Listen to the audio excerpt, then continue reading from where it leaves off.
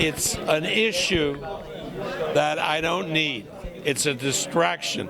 I'd rather, if I want to talk about issues, I'd rather talk about my no Trump Hispanic undercard. That's an issue I want to talk about. Let's talk about it. Yeah, okay. Now, tell us about that. Well, I think it's very, very important for right-minded people to speak out against this man and what's happening in this country and the hate that he's spewing, primarily against Hispanics, but also against Afro-Americans. And I felt that while I had the opportunity to take 3 great young Hispanic fighters and put them on this card in big fights, particularly Gilberto Ramirez fighting for a world title against Arthur Abraham, and Oscar Valdez fighting a former champion, and Jose Ramirez, whose father was is a farm worker, and the kid started as a farm worker picking peppers when he was 14 years old.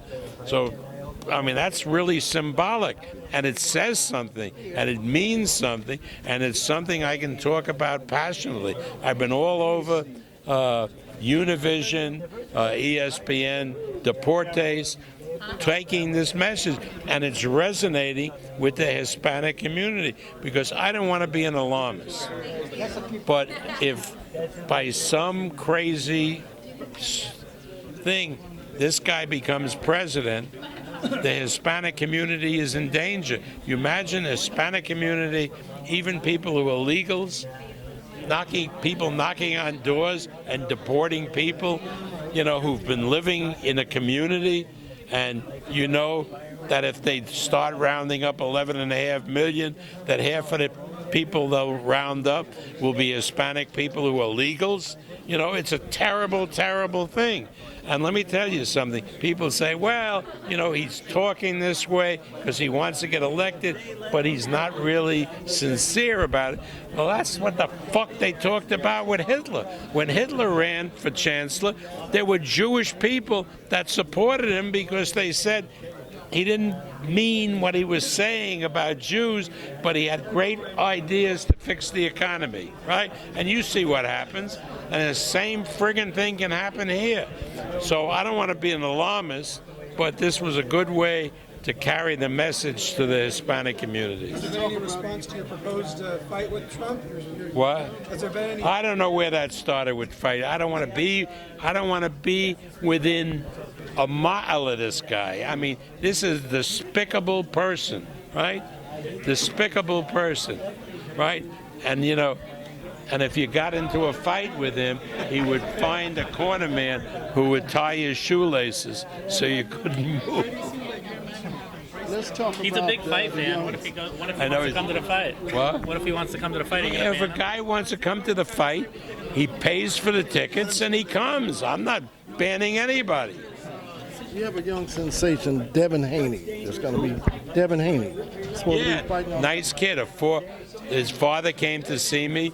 Kid was from Vegas, and he wanted the opportunity to be shown. He wanted to be on the platform, on this big platform, and we said, look, we're happy to give you the spot to go on. You don't have to sign a contract with it. We're giving him the opportunity to fight a 4-round fight. He seems like a lovely kid that's talented. His father seems like a very nice man, so we put him on the card. He has a very impressive amateur record. Yes, I know that. Yeah. I know that. Your thoughts on this trilogy? I think for me, I throw out the first 2 fights. I think you're going to see a Bradley who is so much better than he was 2 times he fought Manny, because Atlas got him thinking. Atlas has gotten to his head, and the Bradley is going to give 100%. It's tough for an athlete to perform at 100%, but Atlas is a great psychologist, and he's got him thinking along those lines. You talk to Bradley, and you're amazed now with his confidence. Are you feeling wistful at all about this? Could be Manny's last media day here at Wildcard. Can you believe it? Hey, listen, I just got back from Toronto. I did my first fight, Ali Chuvalo, and there was Big George, who speaks like crystal clear. There's no slurring.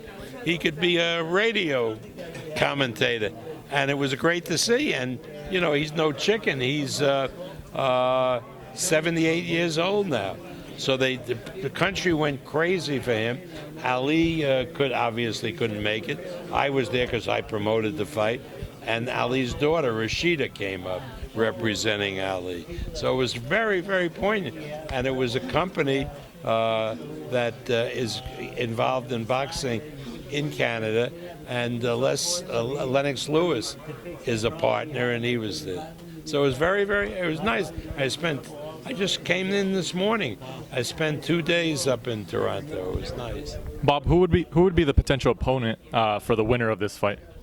Well, there's plenty of guys, you know.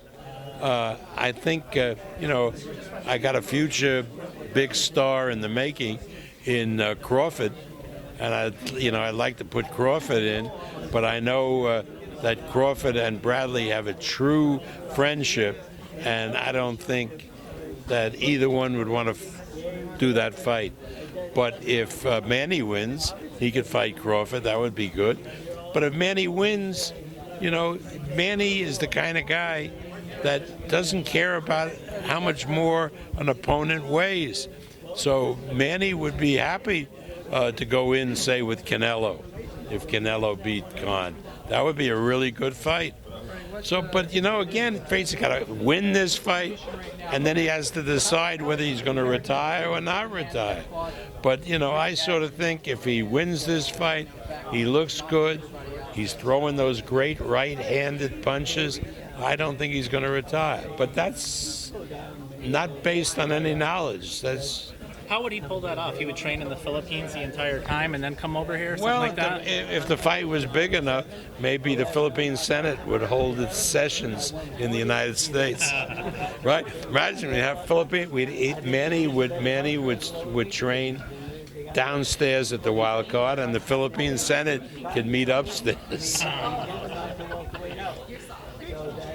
You don't think he's gonna? You're like 50-50 on it then, whether I have no idea. It doesn't seem to me just that he's. The only time I discussed it was in New York a while back, where he told me flat out this was his last fight. But since then, I don't think, reading his body language and everything, that he really is going to hold to that. He's going to find a way. If he wins this fight, he's going to find a way to continue fighting. And that applies to your Floyd Mayweather too. I mean, right? I mean, if Manny looks good, there's a possibility that all those old feelings. I don't want to say that because Mayweather, rightly so, will say that you're using my name, Mayweather, to sell this fight, and he's right. So I don't know. I haven't talked to Mayweather about whether he's going to unretire, whether he's going to do a rematch. So for me to even mention that would be wrong. Mayweather's right. Mayweather's right. Call Mayweather, get an interview with him, and see what he says. You've been around the game so long, though. You know how hard it is for veteran fighters to walk away. Why is it so difficult? Well, you see, athletes die young. They die young because their career is over when they're relatively young people. Now, even though as an athlete they may be old, considered old. They love the limelight. If you've been doing something and doing it well since you've been 7 or 8 years old, right? It's a tough thing to give up because if you go into anything else, you're not going to be as good as you are in what your chosen profession is. Very, very hard psychologically to live with that.